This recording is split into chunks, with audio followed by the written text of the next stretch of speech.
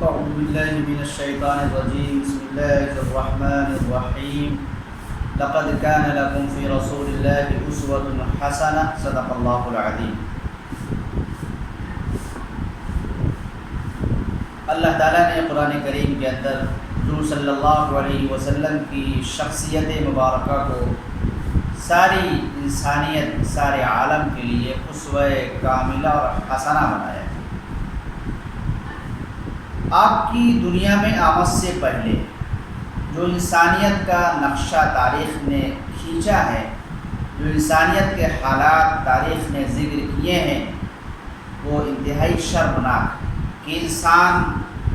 انسان کا دشمن، انسان کے لیے بھیڑیا، انسان کے لیے چیتا، انسان کے لیے دشمن، بلکہ انسان کے خون کا پیاسا تھا۔ ایک طرف انسان اگر معبود ہے تو دوسری طرف انسان عابد ہے، ایک طرف انسان اگر ساجد ہے تو دوسری طرف انسان مسجود ہے، انسان ایک طرف آقا ہے تو دوسری طرف انسان غلام ہے۔ گویا کہ انسان خالق بھی بن رہا ہے اور انسان مخلوق بھی ہے۔ انسان کی عبادت کر رہا ہے، اس کے لیے سجدہ کرتا ہے اور اس کے تمام احکام کو اپنے لیے سب سے اہم سمجھتا ہے۔ ایک طرف انسان کا حال یہ تھا، دوسری طرف انسان ان تمام اعمال بد کو، بری چیزوں کو، بری حرکتوں کو اپنی طبیعت میں، اپنے مزاج میں داخل کر چکا تھا، جس کی بنا پر وہ تباہی کے اور بربادی کے جہنم میں داخل ہونے کے کنارے پر تھا۔ قرآن نے فرمایا وَكُنْتُمْ عَلَى شَفَا حُفْرَةٍ مِّنَ النَّارِ فَأَنْقَذَكُم مِّنْهَا، کہ تم سب کے سب جہنم کے آگ کے گڑھے کے کنارے تھے، اللہ نے تمہیں اس سے بچا لیا۔ اللہ نے کیسے بچایا؟ آپ صلی اللہ علیہ وسلم کو آخری نبی کے طور پر دنیا میں بھیجا اور صحیح راستہ دکھا کر، صحیح طریقہ بتا کر، صحیح نظام زندگی عطا فرما کر انسان کو بچانے کا راستہ دیا ہے۔ آپ صلی اللہ علیہ وسلم نے انسان کو انسانیت کا راستہ اور انسانیت کا درس دیا۔ اس کے لیے آپ نے جو احسانات فرمائے ہیں، جو آپ کا سارے عالم پر رہتی دنیا تک جو احسانات ہیں، ان احسانات میں دو عظیم احسان ایسے ہیں جن کے برابر کوئی احسان نہیں۔ سب سے بڑا احسان آپ صلی اللہ علیہ وسلم نے یہ فرمایا کہ عقیدہ توحید انسان کو عطا فرمایا۔ انسانیت کی قدر و قیمت، اس کے احترام، اس کی عظمت، اس کے مقام اور مرتبے کو اجاگر کرنے کے لیے، دوبارہ زندہ کرنے کے لیے، انسان کو معزز، مکرم اور معظم بنانے کے لیے، جیسا کہ اللہ تعالیٰ نے انسان کو معظم بنایا ہے، قابل قدر بنایا ہے۔ قرآن نے فرمایا وَإِذْ قَالَ رَبُّكَ لِلْمَلَائِكَةِ إِنِّي جَاعِلٌ فِي الْأَرْضِ خَلِيفَةً، کہ اللہ تعالیٰ نے اپنے بعد کسی کا مقام، مرتبہ، بلندی اگر کسی کی رکھی ہے تو صرف اور صرف انسان ہے، کہ اللہ نے انسان کو اپنا نائب، خلیفہ اور جانشین بنایا ہے۔ انسان کا مقام فرشتوں سے اوپر اٹھ کر ہے۔ وَإِذْ قُلْنَا لِلْمَلَائِكَةِ اسْجُدُوا لِآدَمَ فَسَجَدُوا إِلَّا إِبْلِيسَ، اللہ فرماتے ہیں کہ ہم نے فرشتوں کو حکم دیا کہ آدم کو سجدہ کرو، تو گویا کہ انسان حقیقت میں مسجود ملائکہ ہے، کہ وہ ذات ہے، وہ مخلوق ہے جس کی عزت اور احترام میں اللہ کے حکم کی بنا پر فرشتوں نے سجدہ کیا ہے۔ لیکن یہ انسان اپنے مقام سے، اپنے مرتبے سے ناشنا ہو کر تباہی اور بربادی، بدعمالی کی اس کھائی میں جا گرا تھا کہ جہاں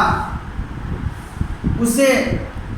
کوئی راستہ دکھائی نہیں دے رہا تھا۔ آپ صلی اللہ علیہ وسلم نے دنیا میں آنے کے بعد اس احترام انسانیت کو، انسان کے مقام کو دوبارہ زندہ کرنے کے لیے، دوبارہ بحال کرنے کے لیے، انسانوں کے نزدیک انسان کو معتبر بنانے کے لیے اور اس چیز کو قائم کرنے کے لیے کہ انسان دنیا کی سب سے بیش قیمت، سب سے قیمتی شے ہے، اس سے بیش قیمت، اس سے قیمتی کوئی شے نہیں۔ ساری چیزوں کو انسان کے لیے بنایا گیا ہے اور انسان کو اللہ کے لیے بنایا گیا ہے۔ وما خلقت الجن والانس الا ليعبدون، اللہ فرماتے ہیں کہ میں نے جنات اور انسان کی تخلیق جو فرمائی ہے اس کا مقصد اعلیٰ، مقصد عظیم، مقصد اول اللہ کی عبادت، اللہ کی بندگی، اللہ کی تابعداری، اللہ کی اطاعت ہے۔ تو انسان اللہ کے لیے، انسان کی اطاعت اللہ کے لیے، انسان کی عبادت اللہ کے لیے، انسان کی تابعداری اللہ کے لیے، نہ کہ کسی اور کے لیے۔ اور تمام کی تمام جو چیزیں دنیا کے اندر بنائی ہیں اللہ نے انسان کے لیے۔ والذی خلق لکم ما فی الارض جميعا، وہ اللہ کی ذات، وہ ذات ہے جس نے تمہارے لیے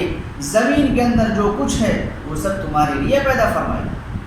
تو سارا عالم، زمین سے لے کر آسمان تک کی تمام چیزیں انسان کی ضروریات کے لیے، انسان کے فائدے کے لیے، انسان کے کام آنے کے لیے، لیکن انسان کی تخلیق اللہ کی ذات کے لیے، اللہ کی عبادت کے لیے، یہ انسان کا مقام ہے۔ لیکن جب انسان نے اس چیز کو بھلا دیا، اس چیز کو نسیہ منسیہ کر دیا، اس کو ذہن سے نکال دیا، تو پھر انسان اپنے مقصد سے غافل ہو گیا، انسان کا دشمن ہو گیا، انسان کے لیے خونخوار پیڑیا بن گیا۔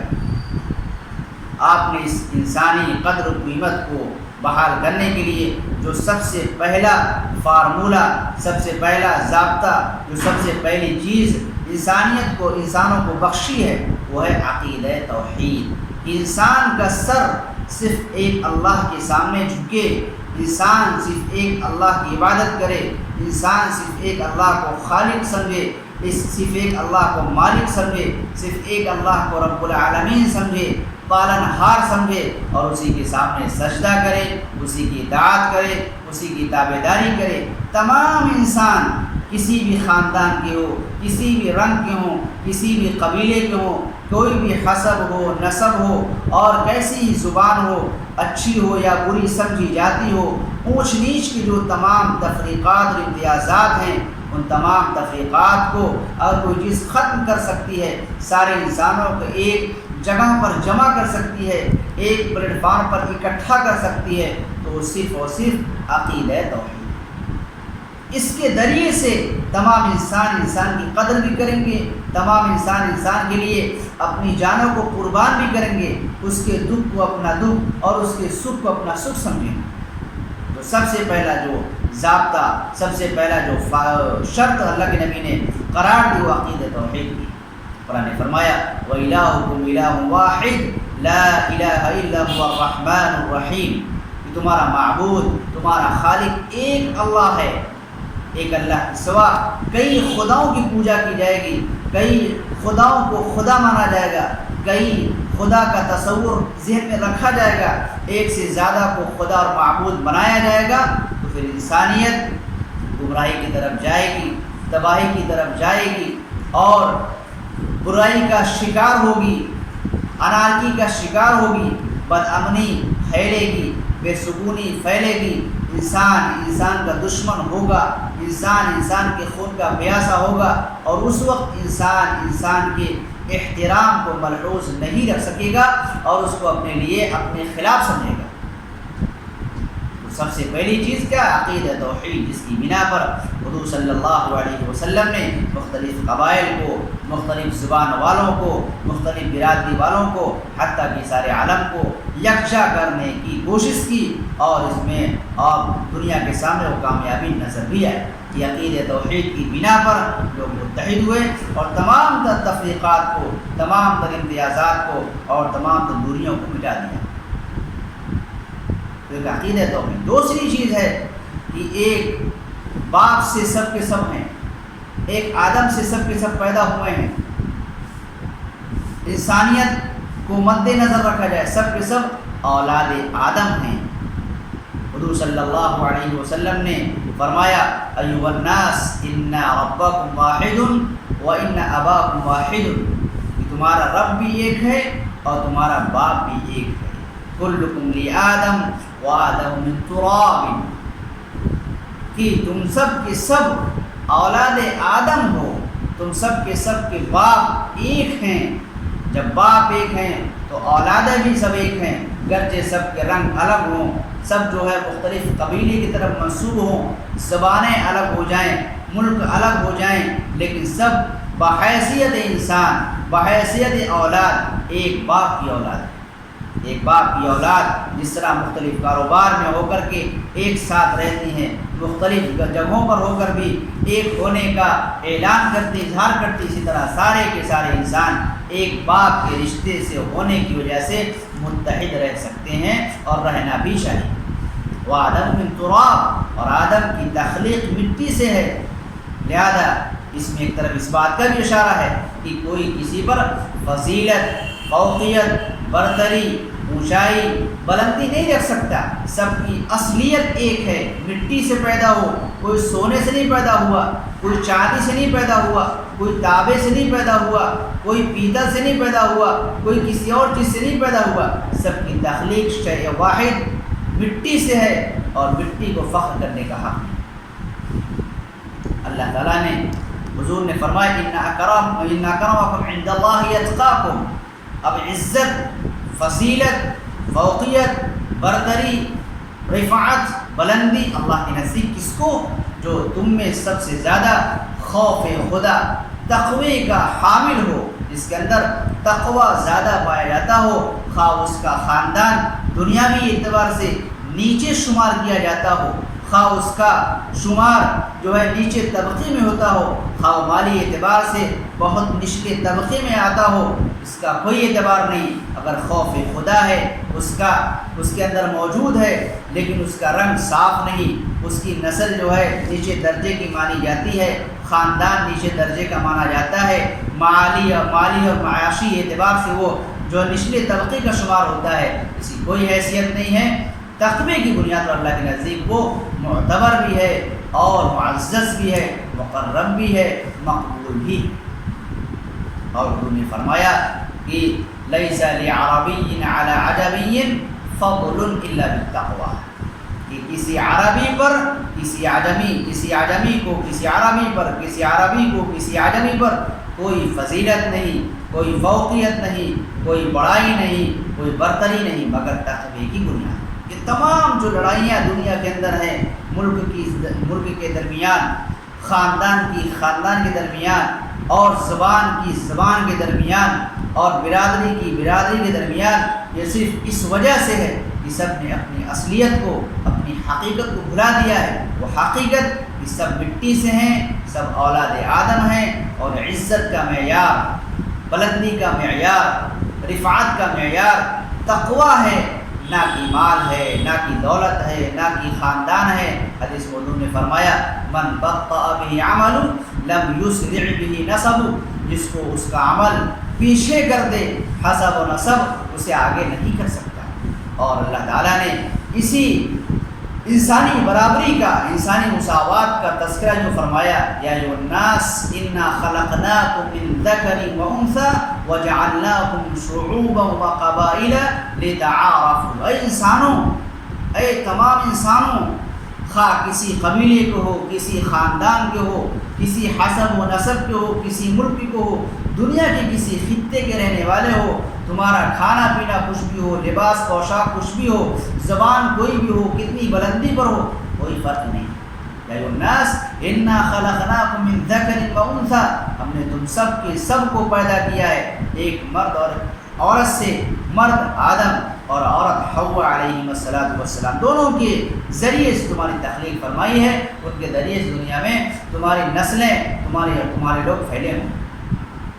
اور یہ خاندان، یہ برادری، یہ اونچ نیچ کا مقصد نہیں ہے، یہ اونچے خاندان کی، یہ نیچے خاندان کے، یہ کچھ بھی کریں گے تو اونچے ہی رہیں گے، یہ کچھ بھی کریں گے تو یہ نیچے ہی رہیں گے، یہ مال والے ہیں سارے گناہ کریں درست، یہ مال والے نہیں سارے اچھائی کریں غیر درست، کوئی حیثیت نہیں، یہ اس لیے بنایا شعوبا و قبائل لتعارفوا، تمہارے خاندان بنائے، قبیلے بنائے، اور جو ہے برادریاں بنائیں، تعارف مقصد ہے، پہچان مقصد ہے۔ اور اگر عزت چاہتے ہو، اللہ کے نزدیک عزت والے بننا چاہتے ہو، عزت والا جاننا چاہتے ہو،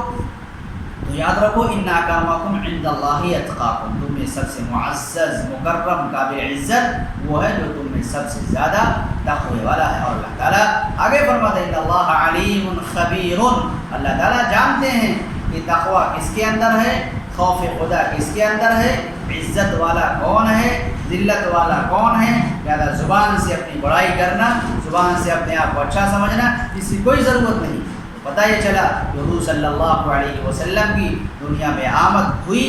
دنیا میں آپ تشریف لائے، اور انسانیت جس کشمکش سے دوچار تھی، جس پریشانیوں میں گرفتار تھی، جن مسائل میں جو ہے مبتلا تھی، اس سے آپ میں نکالنے کے لیے انسانیت کو دو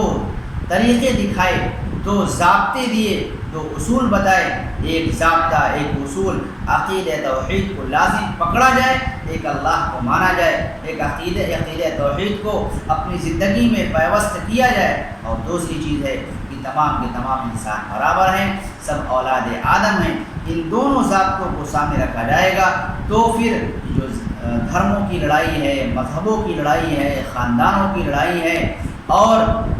برادریوں کی لڑائی ہے، ملکوں کی لڑائی ہے، زبانوں کی لڑائی ہے، تمام جو لڑائیاں ہیں یہ خود بخود ختم ہو جائیں گی، فنا ہو جائیں گی، اور انسان مختلف زبانوں کے ہونے کے باوجود، مختلف حالات کے ہونے کے باوجود بھی ایک ساتھ رہیں گے، رہنا پسند کریں گے، اور اسی میں ایک دوسرے کے کام بھی آئیں گے، مدد و نصرت بھی کریں گے، اور دنیا اسی کے ذریعے سے مثل جنت بھی بن سکے گی۔ اللہ تعالیٰ ان باتوں کو سمجھنے کی اور عمل کرنے کی